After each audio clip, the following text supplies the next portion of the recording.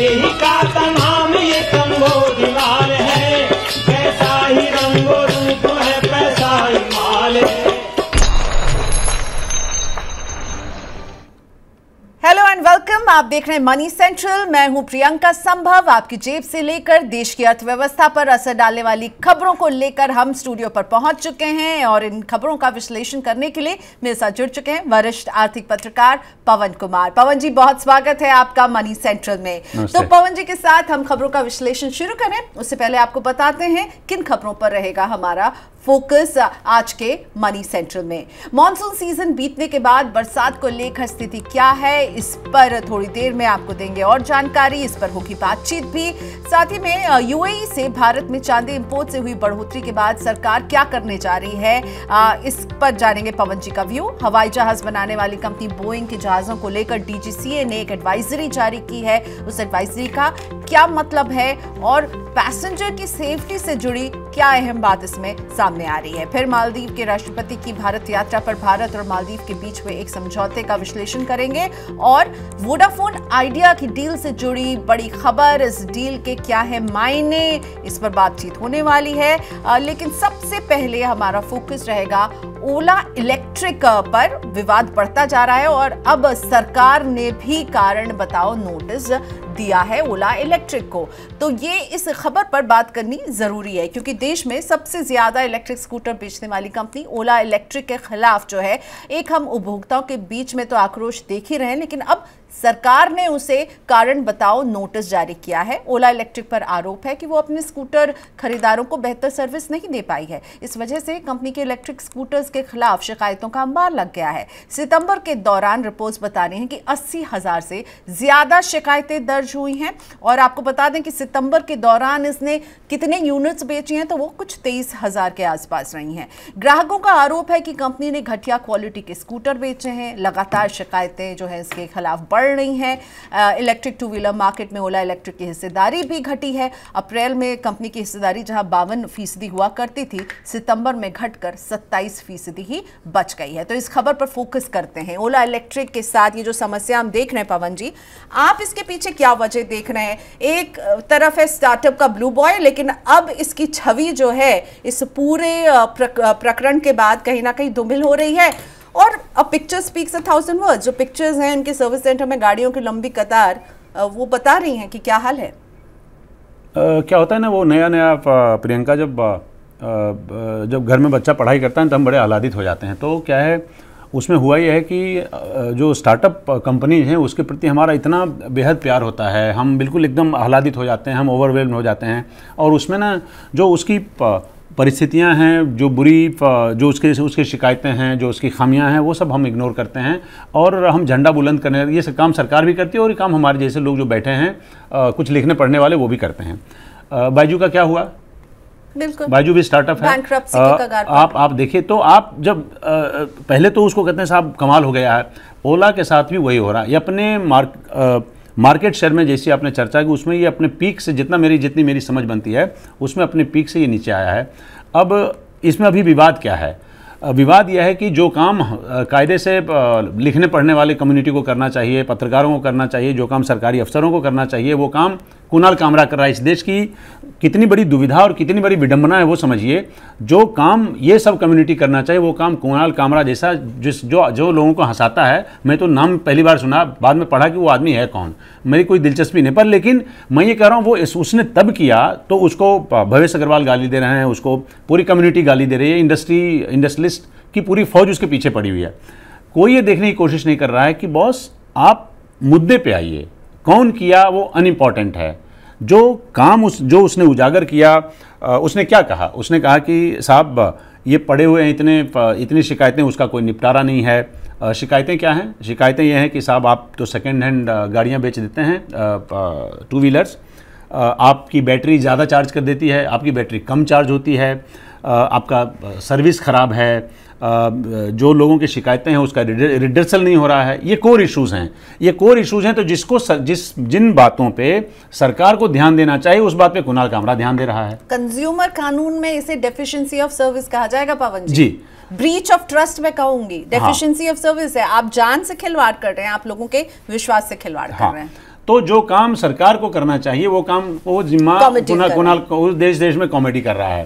तो मैं सिर्फ ये कह रहा हूँ कि ऐसे हालत में अब ये अच्छा कंज्यूमर अथॉरिटी के नोटिस कितने सीरियस होते हैं वो आपसे बेहतर कौन समझ सकता है। तो मैं कह रहा हूँ इसको किसी आप लॉजिकल कंक्लूजन पे ले जाइए, कहीं सेंस ऑफ क्लोजर दीजिए। इस देश में लोगों की लाइफ से खिलवाड़ हो रहा है, कल को किसी का एक्सीडेंट होगा, कहीं पे आग लगेगी, लोग मारे जाएंगे, लोग जलेंगे। आप एक बाइक के चक्कर में कोई अपनी जान से कल को हाथ धो बैठे, क्या ये सही बात है क्या?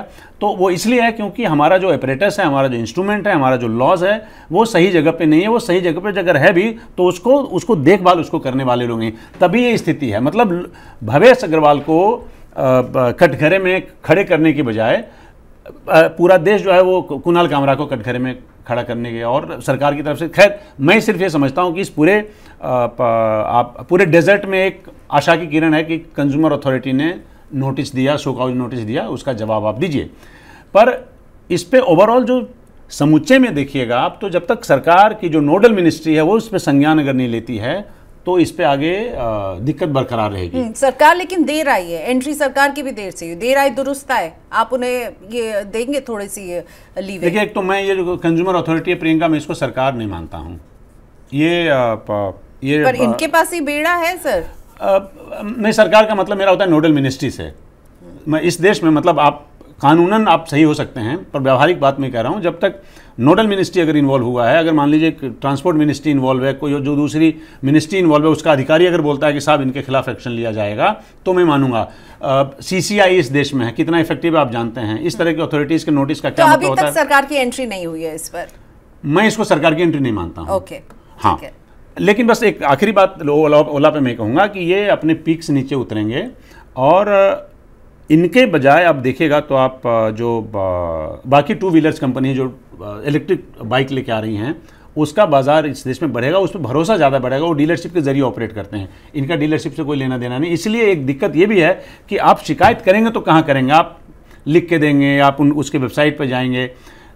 डीलर अगर होता है तो डीलर के पास जाके आप झगड़ा करते हैं, उसको सुनाते हैं, उससे बकझक करते हैं, तब जाके आप चाहे अनचाहे में भी वो सर्विस देता है। इनके केस में वो एब्सेंट है, असली दिक्कत वो आ रही है। ठीक है, तो चौधरी बने हुए अभी तो भावेश अग्रवाल, लेकिन जाहिर तौर पर मार्केट शेयर जिस तरह से कम हो रहा है, ये उनकी चौधरी पना जो है वो कम होता हुआ तो दिख ही रहा है बाजार में। बढ़ते हैं अगली खबर की तरफ। ये भी बहुत महत्वपूर्ण खबर है। देश में मानसून सीजन की औसत बरसात सामान्य से ज्यादा रही है, लेकिन मानसून सीजन बीतने के बाद अब बरसात की कमी देखी जा रही है। मौसम विभाग के आंकड़े बता रहे हैं कि पोस्ट मानसून सीजन के पहले हफ्ते के दौरान देश में हुई औसत बरसात सामान्य के मुकाबले 27% कम है। इस दौरान उत्तर पश्चिम और मध्य भारत में बरसात की सबसे ज्यादा कमी देखने को मिली है।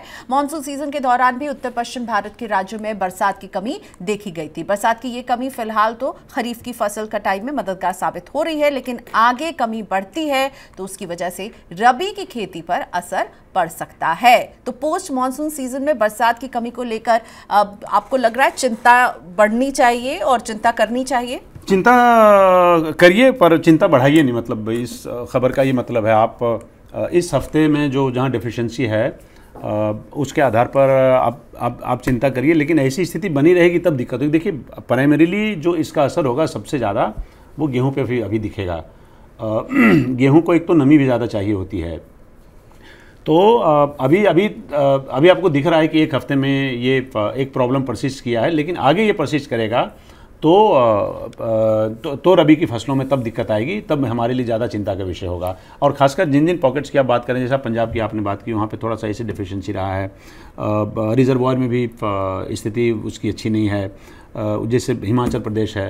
तो ये वो एरियाज़ हैं जहाँ पे लेकिन हमें ये लगता है कि शायद वो यहाँ पे अभी अलार्म बेल की ज़रूरत नहीं है, निगाह में रखने की ज़रूरत है। इससे ज़्यादा अभी ज़्यादा चिंता करने से ठीक नहीं होगा। ठीक है, सो वॉच लिस्ट में रहना चाहिए, पर ग्रेव कंसर्न आपको लग रहा है कि यहाँ पर नहीं होनी चाहिए। चलिए, इस खबर पर हम नजर बनाए रखेंगे। आगे बढ़ते हैं। संयुक्त अरब अमीरात यानी यूएई से हुए मुक्त व्यापार समझौते के बाद वहां से भारत में चांदी के इंपोर्ट में जोरदार उछाल देखने को मिल रहा है और अब भारत मुक्त व्यापार समझौते की उन शर्तों पर नए सिरे से विचार करने जा रहा है जिनके तहत वहां से चांदी के इंपोर्ट में बढ़ोतरी हो रही है।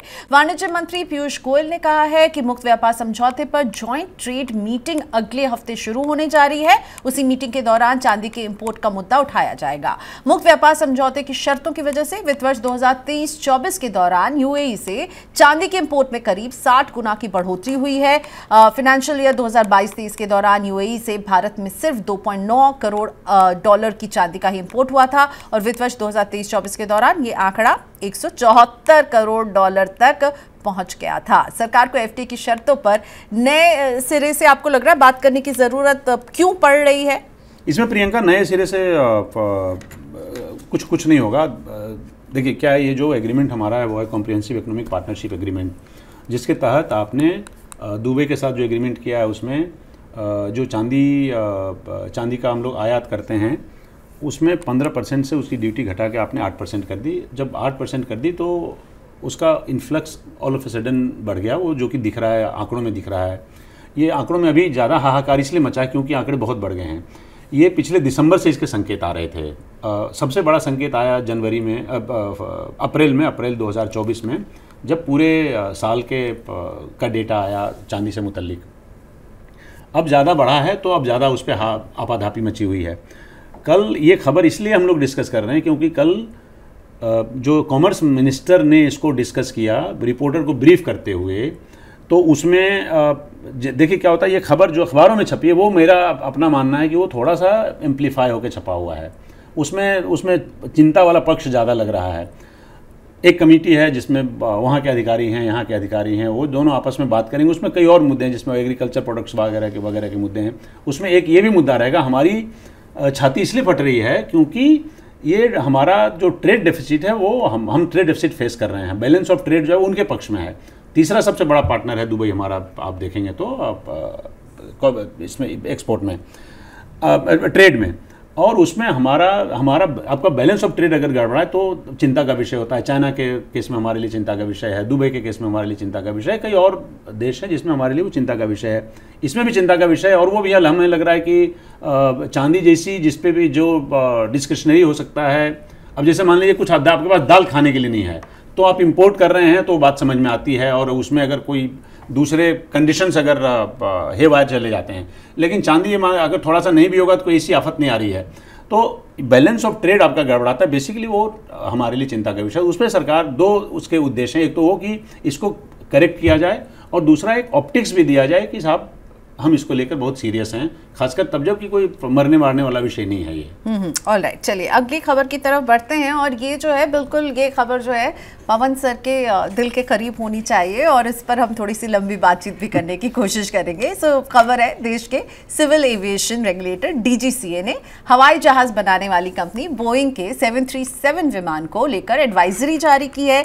डीजीसीए ने कहा है कि बोइंग 737 प्लेन में रडार जैमिंग की आशंका है। डीजीसीए ने ये कदम अमेरिका में बोइंग से जुड़ी खबरों के मीडिया में आने के बाद उठाया है। डीजीसीए ने बोइंग 737 विमान इस्तेमाल करने वाली एविएशन कंपनियों को कहा है कि फिलहाल के लिए इन विमानों को कैटेगरी 3 विजिबिलिटी में लैंडिंग की अनुमति नहीं दी जाए। तो ये चिंता डीजीसीए की और बोइंग पर उठ रहे, जो अब लंबे समय से सवाल तो उठ ही रहे थे। आप इस खबर को बेहतर तरीके से समझेंगे और इसमें आप क्या देख रहे हैं? इसमें दो तीन बातें हैं प्रियंका। एक तो यह है कि जैसे वो समझते हैं ना आप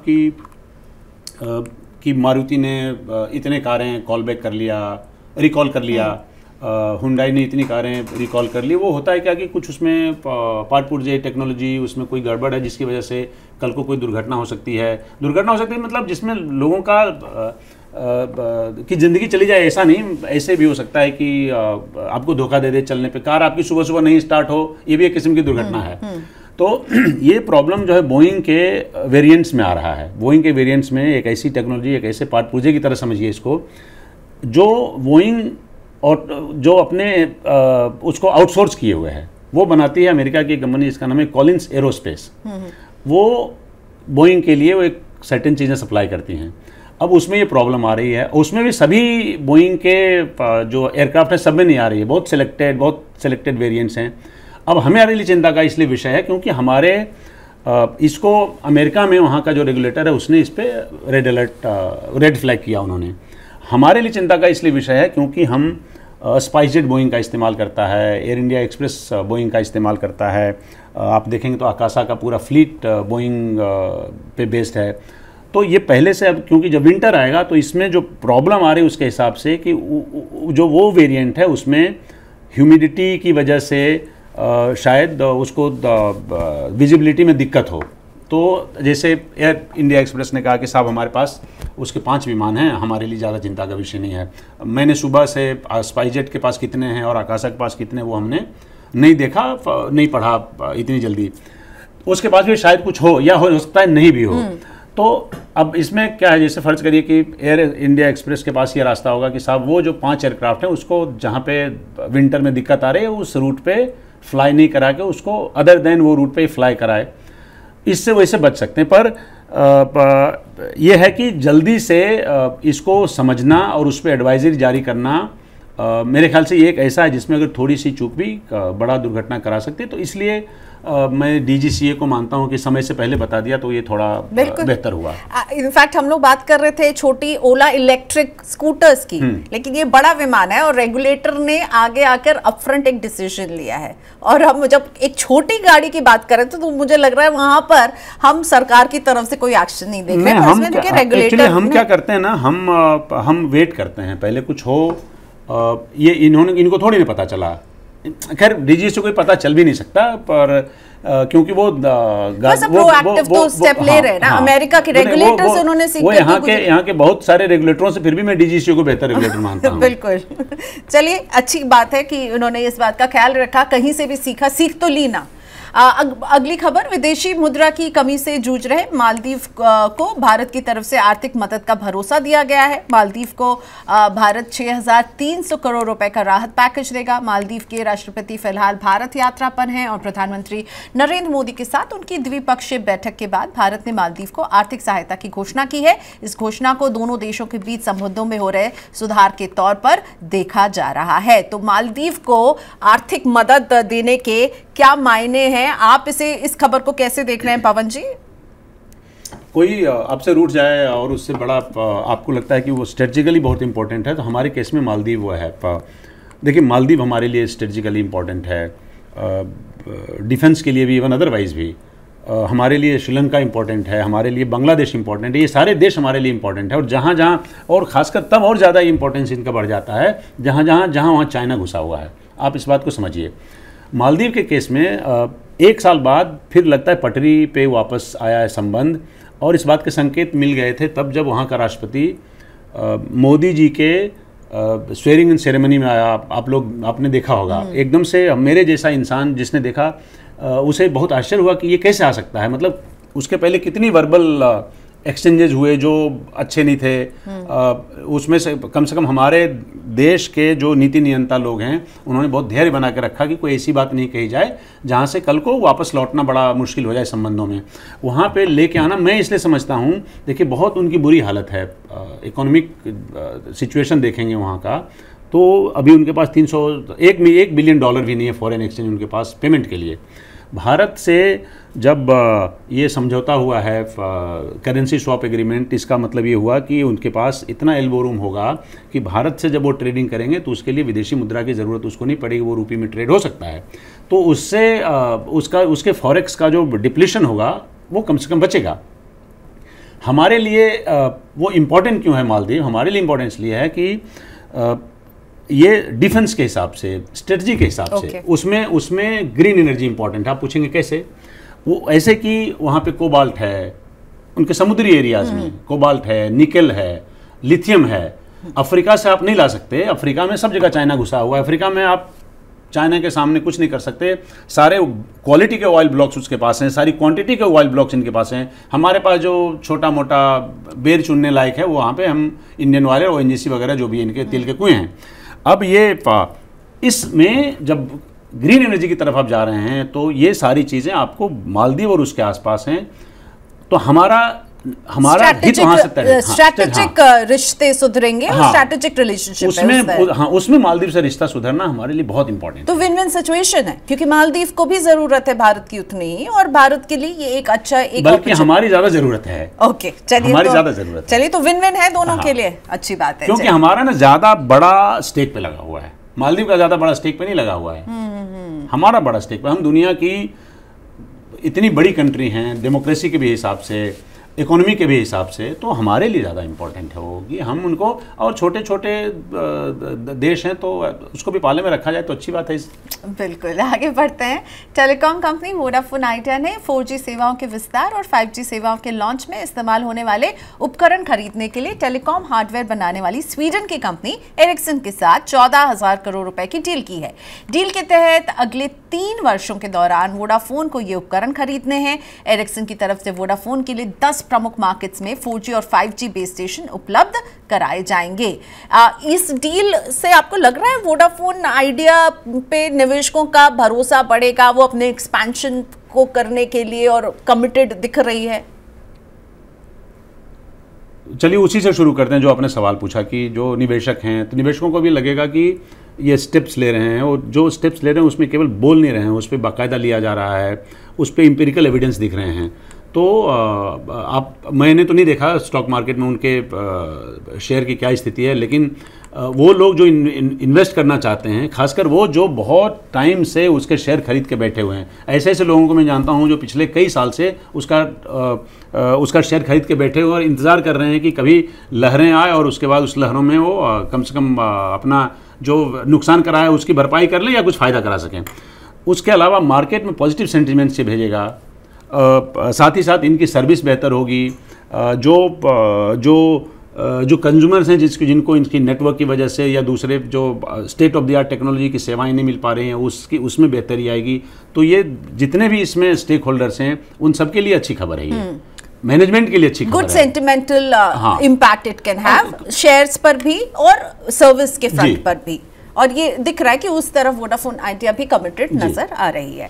अगली खबर बहुत इंपॉर्टेंट है, हमारी जेब से जुड़ी हुई है। भारतीय रिजर्व बैंक रेपो रेट को लेकर जो भी फैसला ले, बैंकों ने उससे पहले ही अपने फैसले लेने शुरू कर दिए हैं। देश में निजी क्षेत्र के सबसे बड़े बैंक HDFC बैंक ने कर्ज और महंगा कर दिया है। HDFC बैंक ने MCLR दरों में 5 बेसिस पॉइंट की बढ़ोतरी की है। इस बढ़ोतरी की वजह से बैंक के अधिकतर कर्ज अब महंगे हो जाएंगे। उधर डिपॉजिट बढ़ाने के लिए स्टेट बैंक ने जुलाई में जो 2 special fixed deposit schemes launch की थी उनको दिसंबर तक बढ़ा दिया है। HDFC बैंक और SBI के रुख से ऐसा लग रहा है कि RBI की तरफ से रेपो रेट में कटौती की संभावना नहीं है। सो पवन जी, लग रहा है कि RBI इस बार भी जो है बहुत ही अभी भी अपना स्टांस जो है बहुत ही वो वेट एंड वॉच वाले में ही रखने वाला है। ऐसा लग रहा था कि अमेरिका में जैसे ही फेड रिजर्व अपने रेट्स कट करेगा वो एकदम एक स्पाइरल इफेक्ट हम देखेंगे और तुरंत हम देखेंगे कि RBI भी वो कर रहा है, पर RBI is taking its own time. क्यों RBI नहीं करने वाला इस अभी जो खबरें आ रही उससे लग रहा है, आपको क्या सेंस मिल रहा है? पहले तो ये था कि